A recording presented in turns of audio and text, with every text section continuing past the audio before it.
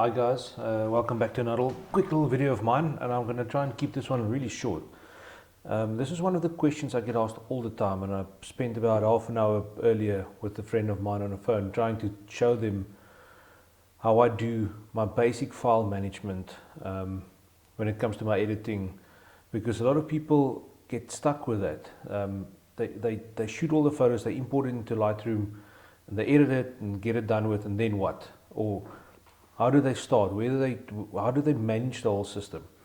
Now, Lightroom is a fantastic file management system, whereas you can label photos, you can put them in collections, and it's easy to find them. But if you're a professional photographer that shoots 2,000 to 3,000 photos on a weekend, at a wedding, on a shoot, Lightroom will simply just get clogged up when you could use all these images in your main catalog. Now, in saying that, guys that's amateurs shooting for the fun of it, doing an odd little shoot here and there, going away for the weekend, trying to manage all that stuff, for that Lightroom is absolutely fantastic. It's perfect. Now, for me, just on my basic hard drives, I'm sitting with close to 500,000 photos from all my shoots. Now, if I've got to keep all that data in my Lightroom is simply going to be unusable. It's going to be so slow you will never be able to open up an image. Simply because it's got to work through all that data all the time, because everything is in there. Now, what I do is, this is the way I do it, and I have found this very useful for myself. It sped up my workflow by a huge margin. And I edit, and I've always edited like this, shoot by shoot. So I would bring in a shoot, edit it, get it done, export it, and remove it completely out of my Lightroom. So basically my main general catalog in Lightroom is always empty unless I'm working on something. And those images that I'm working on, as soon as they're done, they're done. I don't mix up shoots. I don't bring in 3, 4, 5 shoots and work on all 5 of them at the same time. Whatever's in my Lightroom gets done, finished and clear, and exported out. Then the next one will be imported. So often that might make my turnaround times to clients be a little bit longer, because I don't like to work halfway on one particular shoot and then just move on to the next one. So, right, let's quickly have a look. This is my basic workflow that I do with every single shoot. On my screen here, I've got a shoot from Saturday that I did. I'm basically going to use just 5 or 6 images of the whole shoot, just to show you my workflow. And this I would do with all my files. Firstly, on your import screen in Lightroom, you'll see you've got all your files, you've got the selected ones open, and then at the right hand top it will say file handling.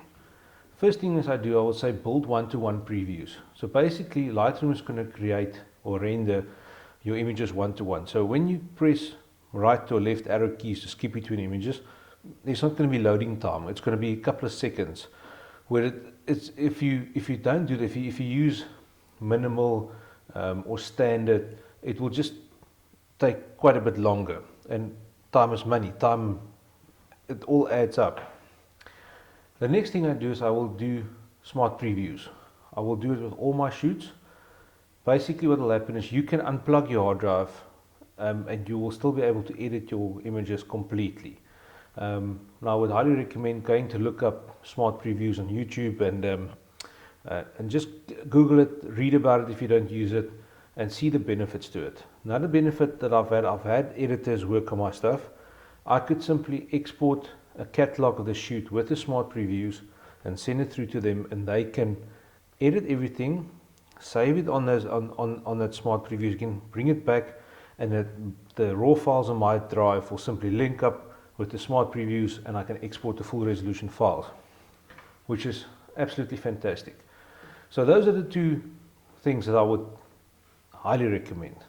That will just speed up your workflow going from one image to the next. And if you want to make it even faster, you can unplug your main drive that houses these raw files. So you're basically tricking your computer and saying that it needs to work on a smart previews only, which is a very small rendered file that it will work on. So it will be even faster then. But for me to do that, I need to unplug my whole system, backup system, the whole works to do it, and it's just too much of an effort. The next thing I've got is I've got to develop settings. I've got a preset here that I created called natural contrast. It's something that goes onto every single file of mine that goes into Lightroom, and that simply is something just adjust the contrast, the vibrance, and a little bit of the exposure, just to make it nicer for myself. And 90% of the time, that will be the settings that I will leave the image on.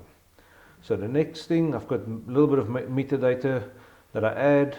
I've got my locations, stuff that I use for my general stock images that I will keep on there. And then you can add keywords. Like this is a portfolio shoot. You can add on any type of keywords you want for Google image search, for stock libraries, or whatever you may use, but you can do that right there. So right, let's go ahead and import these 5 images that I selected.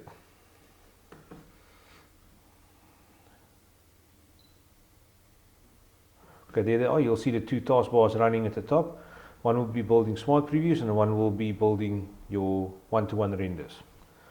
So this goes quickly. It's just 5 images.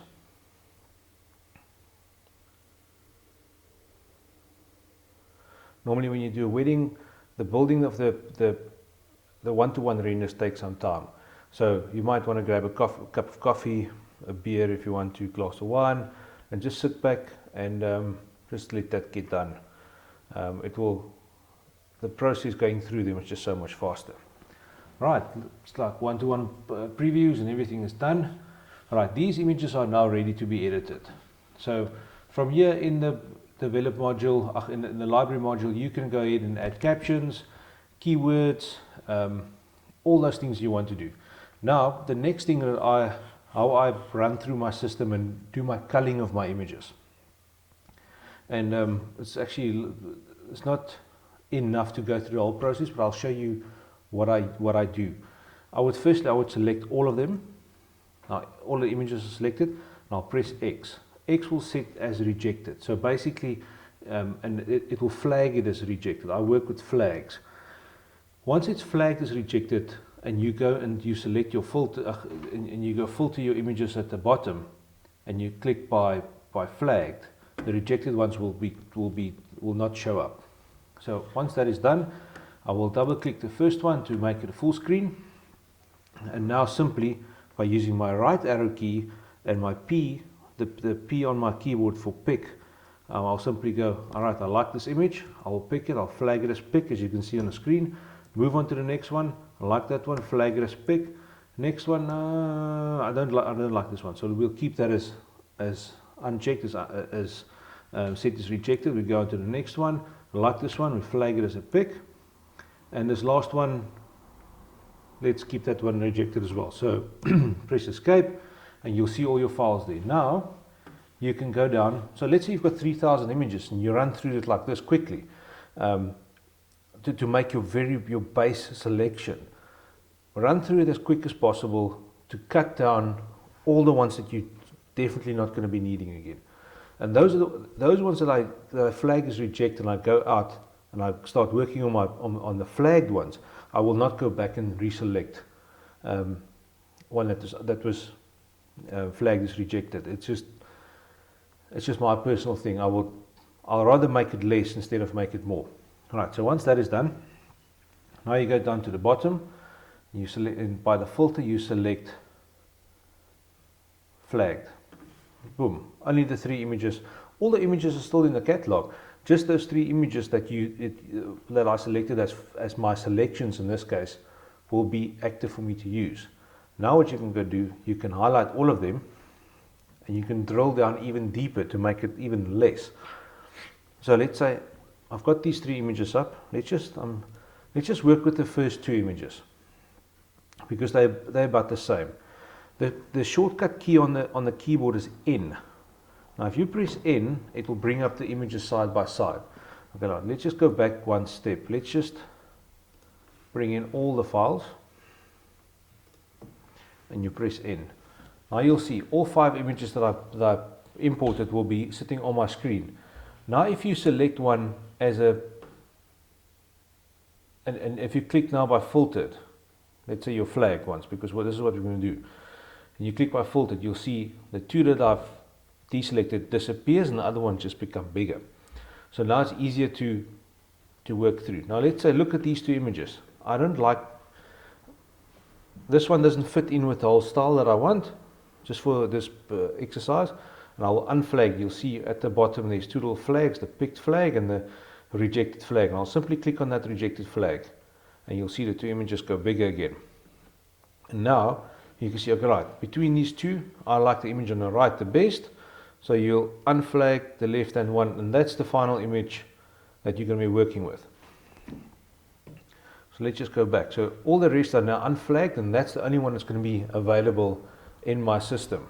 Now let's quickly go back. I've got another sheet in here just to show you how powerful this is.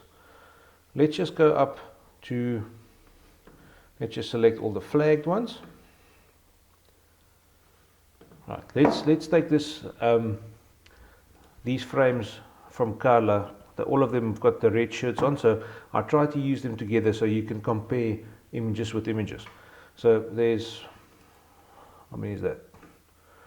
We'll see 7 images selected. We press the N button, that will bring all of them up together. Now I'm not gonna flag them as rejected in this case, because these are ones that I actually want to work on. Just for the sake of the video, I'll show you quickly what happens. So right, if you look at the landscape images, you look at image 1 versus image 5. Personally, I prefer image 5 better than image 1. So let's remove image 1 and you'll see the images go bigger.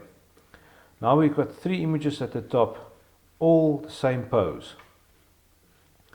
We changed up the shirt a bit so you can see the difference, and I changed the angle of the lighting from image 2 to image 3. So you can see it's much darker on that side and there's quite a bit more light here. So between those two, I don't like image 2 that much, so we remove it. So now here we go. We've got image 1 and we've got image 2, which is the same pose, slightly different lighting, same angle as well. Let's remove image 1 and they go bigger again. Between image 1 and image 3, different angles, different pose, but I don't like image 3 that much. So let's remove that. Now I've got them side by side again. And I personally like all 3 of these images. These will be the images that I will be using in my final edits to the client. Alright, so let's just go back there. Go back to this one. Right, so let's just select all of these images again, and we mark them as picked, and let's say we remove image 1 and image 3 as rejected, and we flag it by flagged. Those are my final 3 images that I'm going to be working on, which I will go into develop module, do my different settings on them, take them into Photoshop, clean them up a little bit, do the skin retouching, all those kind of things. But I'm not going to go too much into that. But just to show you quickly how fast it is to go between the images. Image 1, image 2, loaded, image 3, loaded, done. As quick as that. Simply by using the smart previews and the full image renders, the one-to-one image renders. So right, so let's say I'm finished with this shoot now. I'm done with it. I've edited all of them.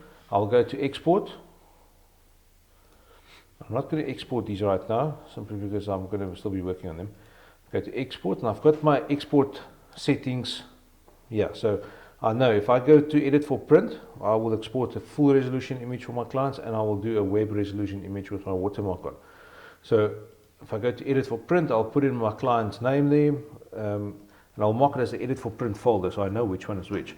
And then I'll simply type in Marcel, edit for print, so I know whose images it is, because these 2 files are going to be laying right next to each other once I've exported them to my drive.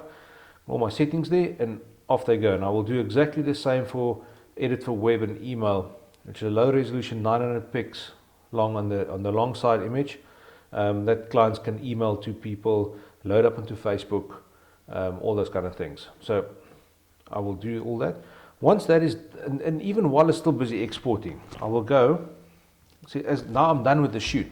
The shoot is done and dusted. Those 3 images are the final ones I'm going to give to my clients. So they are busy exporting. So what I'll do now is I will highlight all of them. It will be basically all the flagged ones that I'm done working with. And I will go to File, and I'll say Export as Catalog.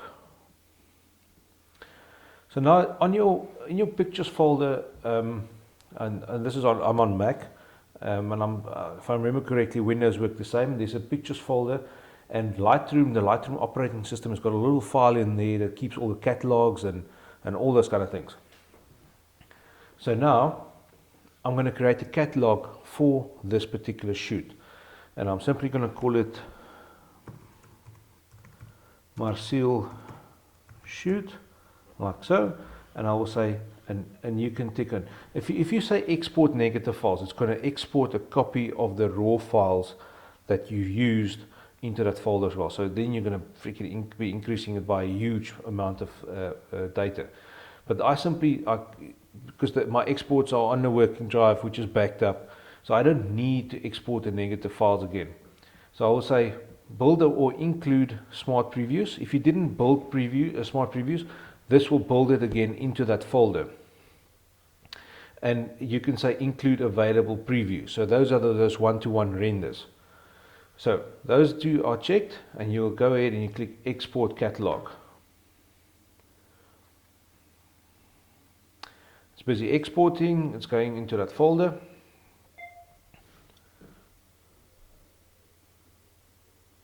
Here we go. Right, done and dusted.